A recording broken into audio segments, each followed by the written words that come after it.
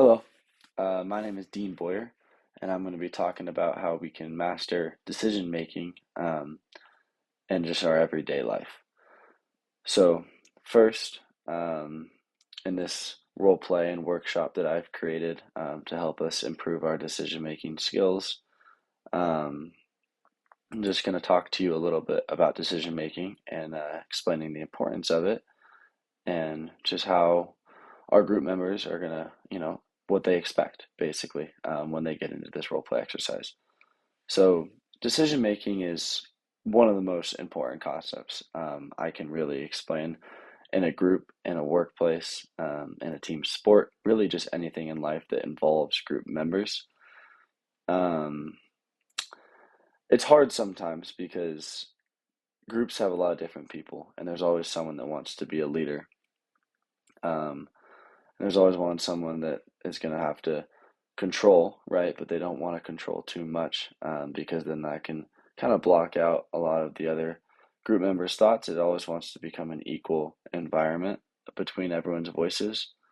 Um, it's also really important to have a leader because if we can get everyone, or if we can get a leader, then that's going to help control the entire group, and that's going to kind of help everyone stay on task and everyone be involved and everyone share their own opinions. But there's definitely a level that you don't, and a line that you don't want to cross being that leader.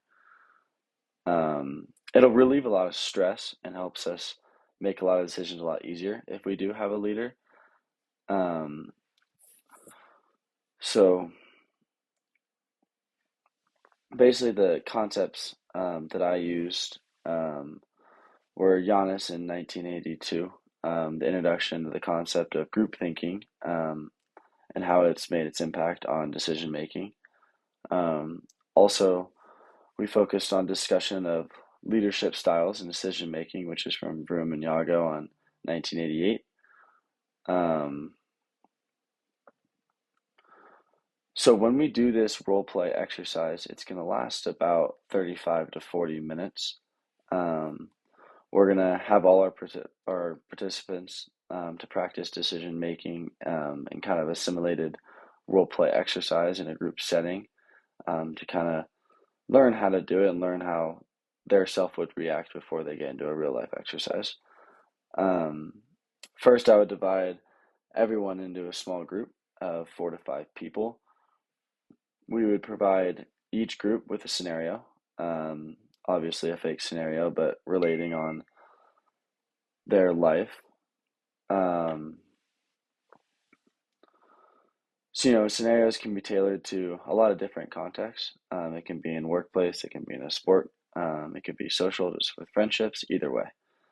Um, we're going to assign roles with each group. So we're going to have a leader, we're going to have a facilitator, and just a note taker. So everyone's going to have a job so they know what to do. And they also, everyone's involved. Um, Groups are going to discuss the scenario. So they're going to talk about it. They're going to have a decision that they're going to have to make, and they're going to make that decision within all of their jobs and all of their groups. Everyone's going to participate. Everyone's going to learn something about themselves and about others. Then they're going to present it. Each group will present their decision, um, and this will kind of help them reflect on the process.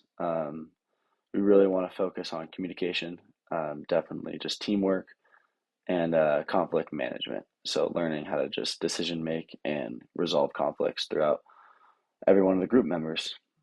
Um, so the key focus points I would say in this whole role play exercise would be communication strategies, having effective teamwork, and conflict resolution within decision making. Um, After this whole process, we do want to have a reflection. So we want to encourage everyone to reflect on their experience. So not only can they learn a little bit of something about themselves, about the job that they did, but also seeing how others reacted in their jobs and what maybe they could do better to betterment themselves when they get in that real decision making exercise within whatever real life exercise they're doing. Um, they're going to discuss, leadership styles and how the leader did, if he was too controlling, if they were, too quiet or something, like what they could betterment themselves to become a perfect or a good leader. Just group dynamics, how everyone reacted together, how everyone worked as a group together, um, and just how that communication affected the decision making and how it worked as a group. Um,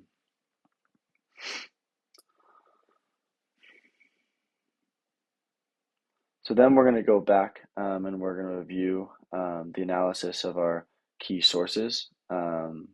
So like the conflict resolution, the group thinking, and all those leadership styles, that they went over, and kind of understand all those concepts and make sure everyone understands them.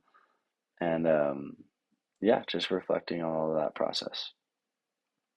Um, and then we're just going to have a little bit of conclusion, summarizing the whole workshop and kind of summarizing the role play exercise. So then the next time they do it or someone else does it, they can make it better, make it more beneficial to where when they are in those decision making, real life experiences, they're ready and they know what to do and they know not only just one job of what they're doing, but every job.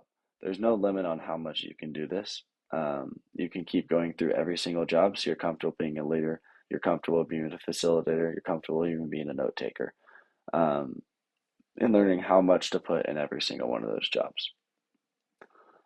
And that concludes my presentation. Thank you very much.